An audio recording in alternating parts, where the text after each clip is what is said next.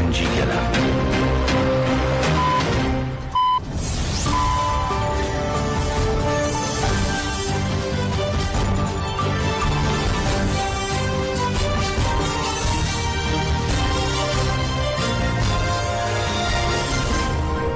ئەم کاتتان باش بیسەرانی هێزان لە ڕادیۆ دەنگی گەلەوە بە یارمەتی هاوکارانم گەشتی هەواڵەکانی ئەمڕۆ دووشەممە هەڤەی ئاداری 2025تان پێشکەش دەکەین.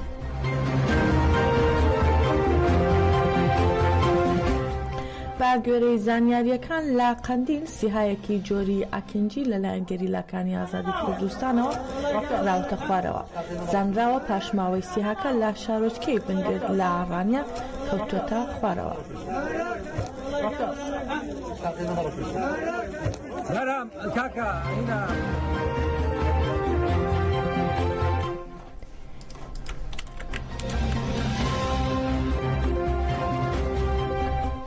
درەنگانی شەوی ڕابردوو فڕۆکەی بێفڕۆکەوانی دەوڵەتی تورک لە هێرشێکدا بۆ سەرگوندی بەرخبۆتانی لا سنووری کۆبانی بردومانی ماڵێکی کردو لە ئەنجامدا 9 کەس شەهید بوون کە سەرجەمیان ئەندامی یەک خێزان و پێکدێن لە دایک و باوکێک و حەو منداڵیان، هەروەها 2 کەسی دیکەش بریندار بووە.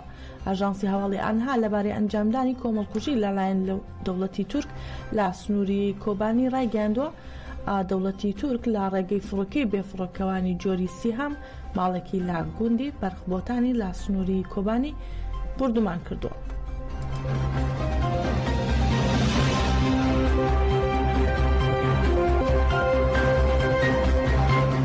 هەروەها فڕۆکە جەنگەکانی دەوڵەتی تورک دەوروبەری بەنداوی تەشرینیان بردومان کرد. هاوکات لەگەڵ ئێشکگیری بەرخودانی گەل لە بەنداوی تەشرین بردومانی فڕۆکە جەنگەکانی دەوڵەتی تورک بەردەوام و دەوروبەری بەنداوەکە لە باکوور و ڕۆژهەڵاتی سووریا بردومان کراوە.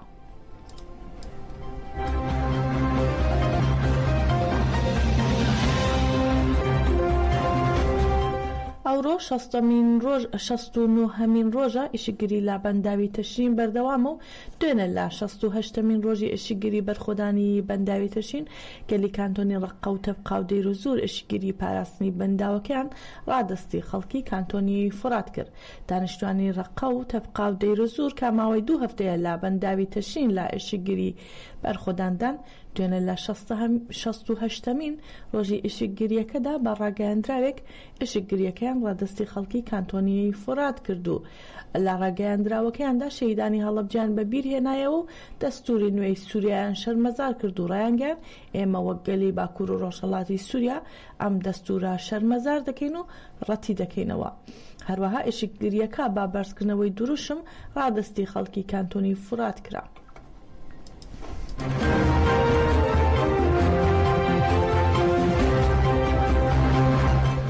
هاوسەرۆکایەتی کۆنسەی بەڕێوەبەری کەجەکە بابۆنەی هاتنی جەژنی نەورۆزەوە ڕاگەیاندراوێکیان بڵاو کردەوە و تایدا نەورۆزی 2025یان لە هەموو گەلانی جیهان پیرۆز کرد.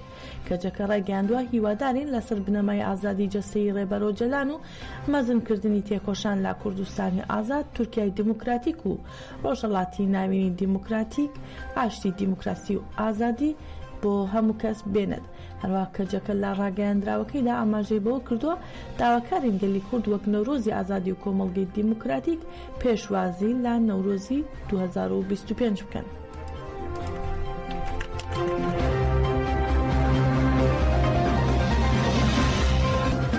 دیوانی هاوسەرۆکایەتی کۆنگرەی گەل ڕایگەیاند ئێمە بە بانگەوازی ڕێبەرە ئۆجەلان بۆ ئاشتی و کۆمەڵگەی دیموکراتیک کە مانیفێستی سەدەیە پێشوازی لە جەژنی نۆرۆزی 2005 دەکەین.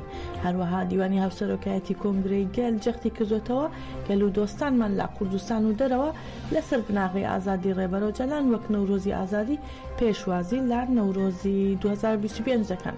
کۆنگرەی گەل تیش دەخاتە سەر گرنگی و کاریگەریەکانی بانگەوازەکەی ڕێبەرە ئۆجەلان و دەڵێت کلیلی چارەسەری قەیران و ئاڵۆزی و وێرانکاریەکان لە سووریا شۆڕشی ڕۆژاوایە کە نیشانەی یەکێتی کۆمەڵایەتی دیموکراتیکی گەل و باوەڕەکانێتی.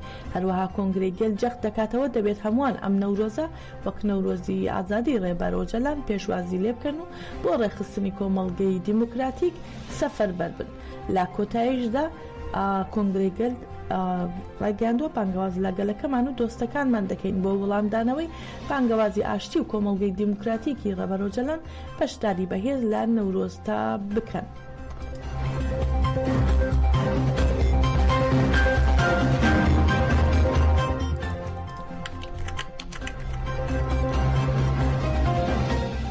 بڕیارە ئەم ساڵیش لە ڕۆژی 21 ئادار ئاهەنگی نەورۆز لە زۆرینەی ناوچەکانی هەر چوار پارچەی کوردستان بەڕێوە بچێت و لە نێویشیاندا گوندی ئیندزە لە بناری قەندیل و چیا ئازادەکانی کوردستان جارێکی دیکە باوەش بۆ گەل بکاتەوە.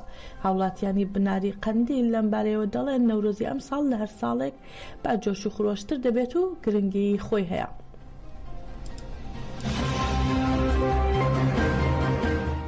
ئەم ساڵ گرنگیەکی خۆی هەیە بە بۆنەی ئەوەی ئەبیتە قاڵبی مێژووی پرۆسەی ئاشتی ڕێبەر ئاپ و پرۆسەی ئاشتی ڕاگەیاندیە بۆ هەموو کورد بۆ گەلی کورد بۆیە نەورۆزێکی زۆر خۆش و بە جۆش و خرۆشتر ئەبی لە ساڵان و زۆر پێشوازی بە جوانی زیاتر ئەکرێ و داوا لە کۆمەلگای کوردی ئەەکەم بەشداری نەورۆز بکەن بۆی سەرکەوتن و دەستکەوتێکی گەورە و مەزنە بۆ گەلی کورد. بانگەوازی من بۆ تەواوی خەڵکی کوردستان و هەچوار پاسی کوردستان بۆ نەورۆزی ئەو ساڵ لە بناری قەندیل گەورەترین نەورۆز و پێشکەوترین نەورۆزە لە ساڵەکانی ڕابردوو بۆ پەیامی سەرۆگاپۆکە بۆ زەماوەری خەڵکی کوردستان و بناری قەندیل و هەچوار پاسی کوردستانی داوە. پەیامەکەی بەڕاستی زۆرە نرخێنین. لە یادی 37 ساڵی تاوانباریەکی باراندا زانکۆی هەڵەبجە پانێلێکی لە ژێرناوی جێنوسایدی هەڵەبجە بەڕێوە بردو بەشداربووانی ناو پانێلەکە جەختیان کردەوە دەبێت هەموو خێزان و ڕزگاربووەکانی ناو کەمپەکان چاوپێکەوتنیان لەگەڵدا بکرێت و کۆی یادەوەریەکانیان بنووسرێتەوە، هەروەها بکرێتە ئەرشیڤ و مێژووی نەتەوەکەمان. لالایەکی تریشەوە لا هۆڵی مونمنتی شەهیدانی هەڵەبجە خوێندنەوە بۆ هەردوو پەرتووکی سینەما و جێنۆساید و پەڵە هەوری مەرگ کرا و بڵاوکرانەوە. کەریم غەفور نووسەری پەرتووکی سینەما و جێنۆساید لەبارەی پەرتووکەکەیەوە دەڵێت هۆنەری سینەما ئەگەر پاڵپشتی بکرێت و پلانی بۆ دابڕژێت بۆ ئاریشەکانی ناو کۆمەڵگەی کوردی سینەما لە زۆربەی وڵاتان کراوە بە چەکێکی کاریگەر. هەروەها جێی ئاماژەیە تاوانی کیمیابارانکردنی هەڵەبجە لە ڕۆژی 28 مانگی 2010ەوە بە جێنۆساید ناسراوە لەلایەن دادگای باڵای تاوانکاری عێراقی و پارلەمانی عێراقەوە.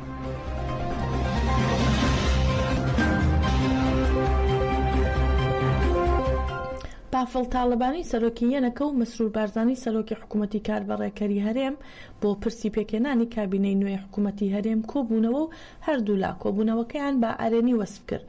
با پێڕاگەیاندراوەکانی پاش کۆبوونەوەکە تەوەری سەرەکی کۆبوونەوەکە گفتوگۆکردن بووە لەسەر پرسی پێکێنانی کابینەی نوێی حکوومەتی هەرێمی کوردستان و لەوبارەیەوە لێک تێگەیشتن هەبووە و ئەرێنی تێپەڕیوە.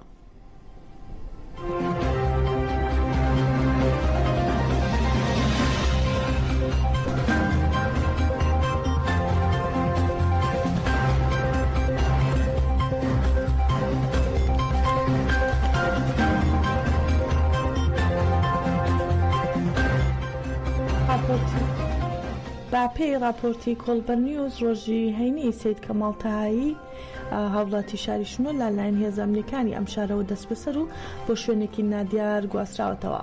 با پێی راپۆرتەکان هێزە ئەمریکان بەبێ بڕیاری دادوەر ئەم هاوڵاتیان دەست بەسەر کردووە.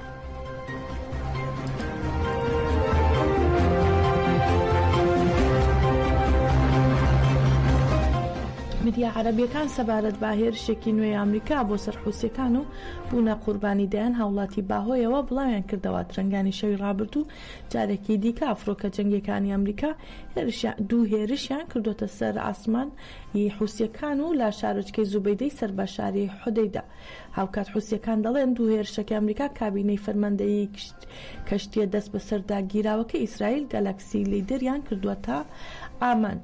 هەروە وەزارەتی تەندروستی یەمەنیش بڵاوی کردوێتەوە ژماری قوربانیانی بردومانی ئەم چەند ڕۆژەی دوای ئەمریکا بەم شێوەیە بووە و 53 کەس کوژراون و 98 کەسی دیکەش بریندار بوون.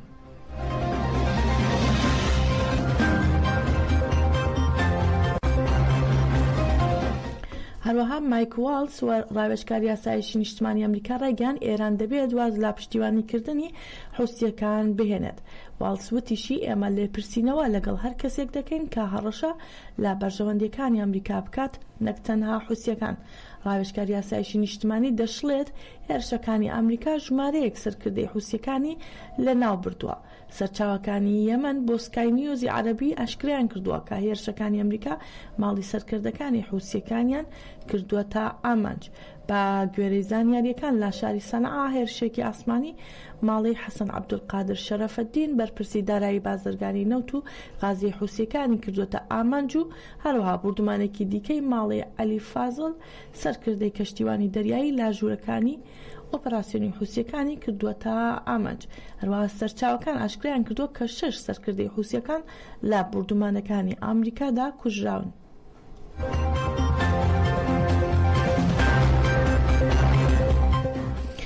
نەورۆز جەژنێکی زاگرۆسی و مێژوویەکی هەزاران ساڵەی هەیە لە ناو گەلانی زاگرۆسدا. ئەم جەژنە لە ناو کورداندا هەمیشە بە جەژنی بەرخۆدان ناسراوە و دژی ستەم. هاوکات پەیامە چارەسەرەکەی ئەم ساڵی ڕێبەری گەلی کورد عەبدوڵڵا ئۆجەلان زیاتر کوردانی ڕێک خستووە و چالاکوانانی سیاسیش داواکارن بۆ پشتگیری پەیامەکەی ڕێبەر ئۆجەلان نەورۆز لا قەندیل پیرۆز بکەن و لەو بارەیەوە چالاکوانانی سیاسی دەڵێن پەیامەکەی ڕێبەر ئۆجەلان هاوشێوەی نەورۆز پەیامی نوێبوونەوەیە.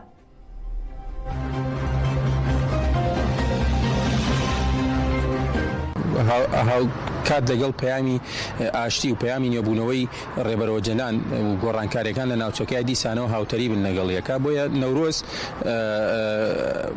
گرنگە ئینسان وەکو بۆنەیەکی خۆی تەماشای بکە دیسانەوە وەکو بەشێک لە ئاشتی، چونکە هەموو خەڵکی دێنە لایەک و خۆشی دەرەڕن و شادی دەرەڕنەوە ڕۆژەیە.